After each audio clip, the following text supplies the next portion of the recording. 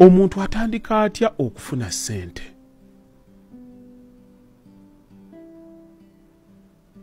Olutalo omuntu kati waliwo abakoze ku site, waliwo abagenze ne basuubula amanda, waliwo abali mu nnyaanya. Like, where and how does someone make a breakthrough? Tukyebuuzeemuuko. Oliwo oli kaakati, oli ku kaduuka, oli ku saluuni, waliwo abakola mu bank. Tomorrow you're going to report, bagenda kusasula, millions 2, olina by'osasula, but olina apartment gy'oyagala okuzimba, oba olina amaka g'oyagala okuzimba. Kiki ekitulemesa okufuuka omuntu oyo gwe twagala okubeera? How can we change, and how do we fight to have a breakthrough? Let us think about it.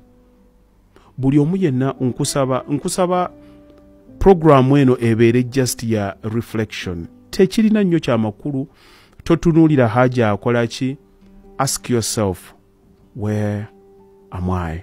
Oli luddawa era oyagala kulagawa? It's the thing. Naye nga tetunnaba ku kitandika ekyo, njagala okukakasa, it is hard. Teri akugamba nti nze nafuna ssente, it is simple, bakikola bwe. It is hard. It is hard. Ekyo nkikuddingana, saagala zijje wano ngambe nti nno nazze ne kumotivate nga you can do this. I just want to explain to you, nkulage nti nkitegeera. Omuntu yenna atuuka mu kiseera ky'obulamu nga otunulira abagaggawadde oba bakimeekenze mu bulamu, nga otunulira ng'oba abalogo obulozi, oba balina bye babba, oba balina bye baasikira. But at the end of the day, ffenna gye tulwana okugenda. How do they do it? How do they start? Abantu buli omu agenda kugamba nina obuvunaanyizibwa bwange, ensasula kino, bannayi tolina. Kyova olaba abantu bwe tubawa information eno, batuuka ekiseera ne bagikyawa, kuba etuuka ekiseera nebanga ebagezeeko. Mu kubagejjako oli n'atandika butandisi, n'akwata obwongo abukiringitanyizza, awulira nga akooye, akoze nnyo awulira akooye. Nina ekintu bannayi kye nabagamba kiwulikikanga ekyokuduula, naye ekintu kino kituufu, ate kituufu ddala mu butuufu bwakyo. Okukola ennyo, okutoba ennyo, si kwe kugaggawala. Okukola ennyo, okutoba ennyo, si kwe kugaggala. You can be okay, but at one point it doesn't add up. Tugenda kutuuka ku formula. Tugenda kutuuka kaakati ku formula ey'omuntu gwe wayagala okuloota, gwe waloota era ogenda kumubeera otya.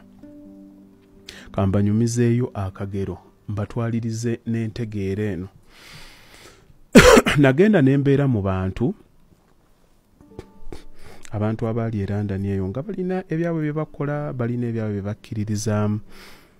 Bw'otuuka eyo, there's a dominant thinking. Buli muntu waatuuka, omukyala agenda kulabirira abakadde, abaami ffe twavuganga nnyo kaabu, abamu ne tukola security. Nkukakasa tewaliiwo kye nakola outside that, okuggyako nakolako cleaning.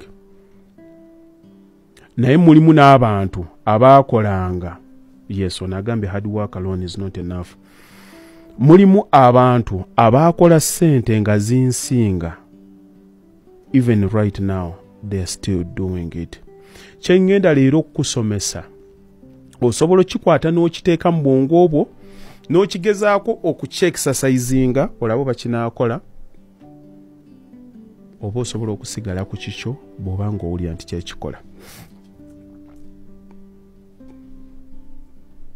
Funa peni n'olupapula, tugenda tandika.